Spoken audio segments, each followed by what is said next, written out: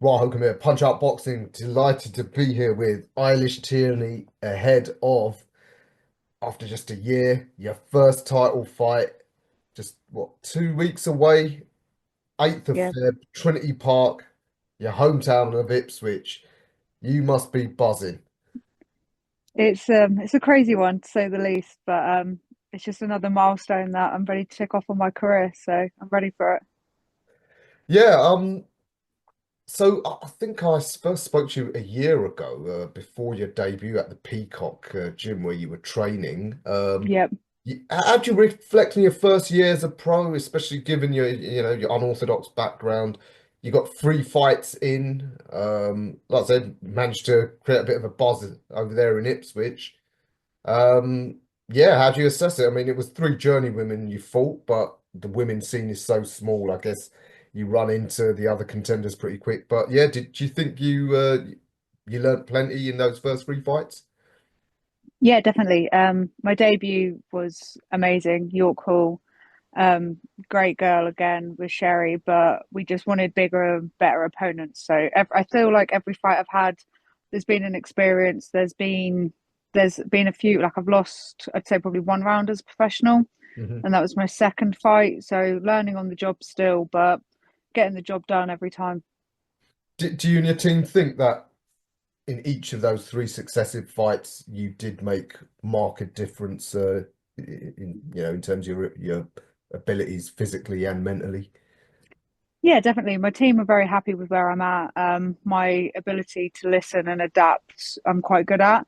So I think with all three of my fights, you can see what my team's saying to me, and I just go out there and execute it. So I think the results speak for themselves. We're 3-0 now, so just got to keep continue the trend. Yeah, straight from your second fight, you went into a 6 rounder. So yeah, I mean, tell us how about this fight with Katie Smith. I can't say I know much about her, but I'll be trying to get to speak to her as well. Yeah, how did it come about that this was going to be for a title so soon into your career? It was one of those things that I think everything just aligned at the same time. Um, we were offered the Katie Smith fight after Louise Orton had to withdraw due to injury back in, I think it was December. But timings didn't work out on my behalf. So we postponed it, and the options were still there in February. So we thought, well, let's give it a go. It's back in Ipswich. It's for a silver Commonwealth. So I can't say no to that. And Katie's 3-0. Um, as a professional as well. She's no journeywoman. She's here on the same journey I am, and why shouldn't we take big fights this early in our career? Like, we want to make statements. We both want to make statements. February 8th. Unfortunately, one of us will win, but it's just one of those things that will open doors for both of us. Yes, indeed. As you said, why not? And it's a level playing field because you both had the same amount of fights, so it's not Yep. like one of you's much more experienced. Have you seen much of her? I think she's based down there in Hampshire, somewhere on the south coast. Like I said, I can't say I've seen anything of her myself yet. But it looks like she had a bit of an amateur pedigree behind her. Yeah, I don't know much about the girl, but I don't have anything bad to say about her. She's taken a fight which she didn't really necessarily have to take. I'm reasonably new to the boxing game as a whole. I don't have a lot of amateur experience or white collar really.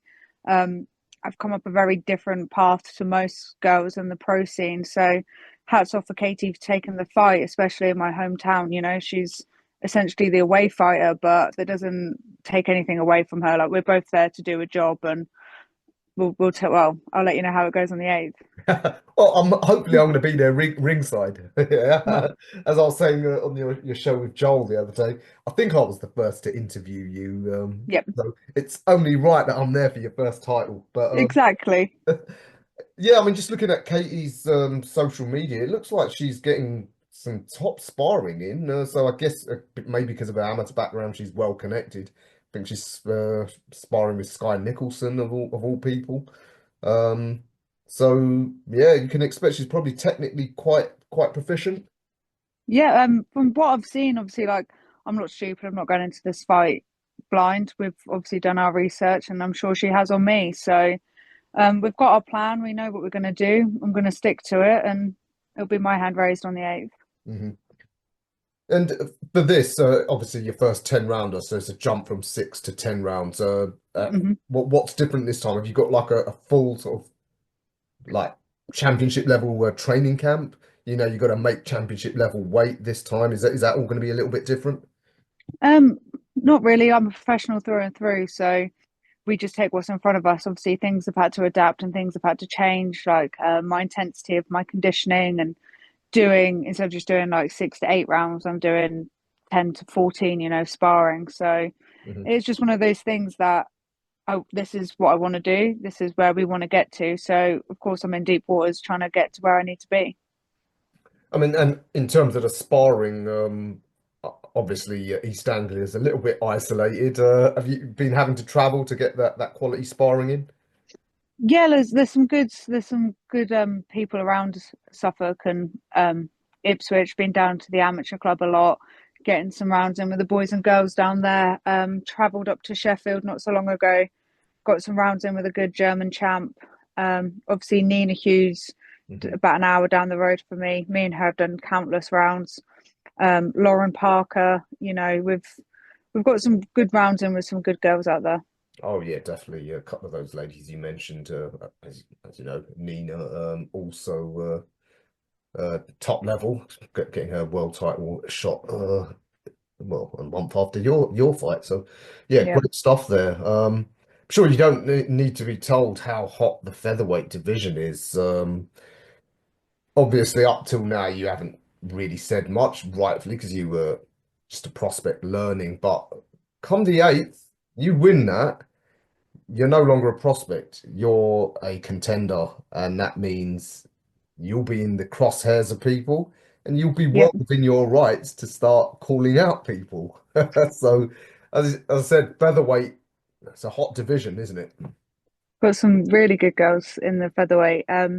We're unsure whether or not what we're going to do after this fight. What? Because I'm at like this is a natural weight for me, so there's no like weight cuts. I've never had to do any crazy weight cuts anyway. But I think we're going to explore our options, see who's about where, and see which would be the best division to take over. But whether it be super bantam, super feather, or feather, I'm ready to take them all. So Hmm.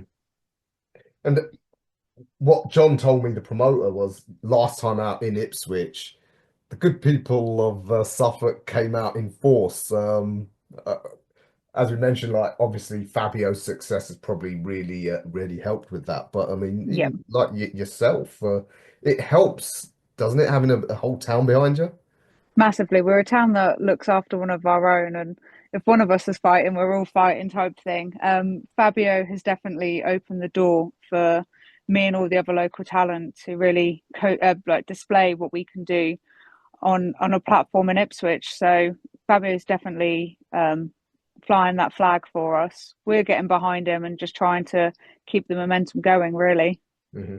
And from that last time fighting in front of home fans, how much extra does that give you? I mean, does that give you that little extra 10%? Is it like an extra man in the ring with you or woman in the ring with you? It's a whole town behind us. It is crazy the atmosphere, and obviously we're all there to support different boxers, but if as soon as they say where we're from, everyone's behind us. So it's a crazy experience, and I'm looking forward to doing it again.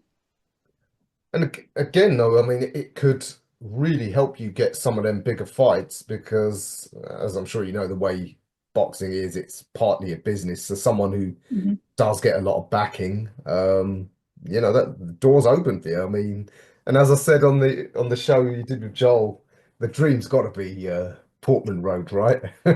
That's definitely the dream. I'm just not overlooking February 8th right now.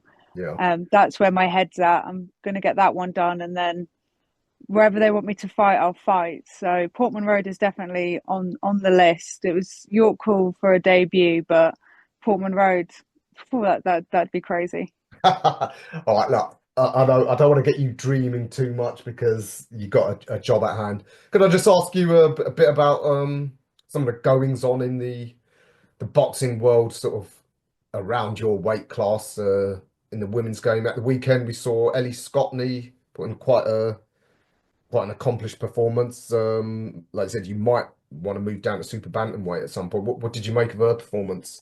So it was a great comeback.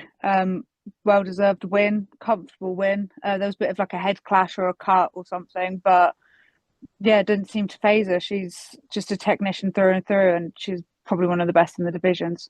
Yeah, yeah, absolutely. Of course, March the 7th, International Women's Day, boxer putting on that great card for the ladies. And at featherweight, a banger of a fight between Karis Hartenstall and Raven Chapman. Yeah, well worthy of that British title. How do you see that Yeah. one going? I think Raven's obviously coming off, yeah, she came off the loss with Sky, but what an accomplishment to be one of the first women to fight in Saudi. So she's got that will carry her through and the experience, but I think it's going to be one of those tear ups that you just can't take your eyes off. Hmm. I don't know which way it's going to go though, experience or like coming through. I All think I'm right. going to say Raven on that one. Okay. Have you ever got any sparring in with any of those ladies? No, no. I would love to. I would absolutely love to share a ring, rounds, or fighting with any one of those ladies. So it'd be an absolute privilege. Okay. And of course, the big fight down under Sky, homecoming against the American Tiara Brown. There's been a bit of needle between them for a while. I Yeah. guess with Amanda Serrano, it seems out of the picture at featherweight. Is Would you put Mm. Sky as the number one in the division? And how do you see that one going? I think again, Sky, she's making her homecoming. She's got that behind her. There's a little bit of back and forth, so they're building the fight up nicely between them both. But I'm going to back Sky 100% on this. I think you can't take away the home advantage. Mhm.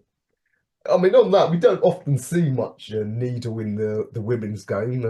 It's all usually very polite. Do you think you'd ever go down that line to sell a fight, or if an opponent, if they sort of had words for you, are you do you think you got some banter for them back if it comes Yeah, to of the blow? course. It's not all seriousness, like I can have a laugh and I'm here to take a joke, but business is business in the ring. Outside the ring, I'm here to have a laugh. So a bit of banter doesn't hurt anyone. Yeah, well, it's all part of the fun for us fans. We want a bit of drama, so Oh, we love people it like as well. people like me will sort of try and stir it up if we can, but Yeah, it's all good fun. Um, yeah. So what is it? Yeah, like I said, just 2 weeks away. So I guess this week you're just sort of tapering the training down. pretty much. Had my last few spars. I think I've got one last spar tomorrow. Got some rounds in yesterday. We're just, a bit of technical sparring, just drilling in what we need to drill in. Bit of confidence. You can't underplay someone who's 3-0 as well. She's got to where she is because of who she's fought, and we're on the same path. So, of course, every minute counts and every day counts. So I'm just doing everything I can just to make sure I've done enough. But I'm confident. Well, you should be, and I'm sure with the people of Suffolk coming out for you, that yeah, it's going to be a hell of a night. All right, Eilish, thanks for taking time out from your lunch break for me. No, thank you Um, for having me. Absolute pleasure. Yeah, can't wait to see how this one goes. So that's February the 8th, Trinity Park, Ipswich. Everyone come out and support our girl. And of course, it will be screened, I believe, Yep, fightzone. Is that right? yep, And fight zone. Yep. Sport TV. So those who can't get there, we can follow the journey on TV. So that's fab for all of us. All right, Eilish, thank you for your time. No, Have a thank good you. remainder of your camp, and I'll see you in 2 weeks. I'll see you on the 8th. I'll speak to you later. Many thanks.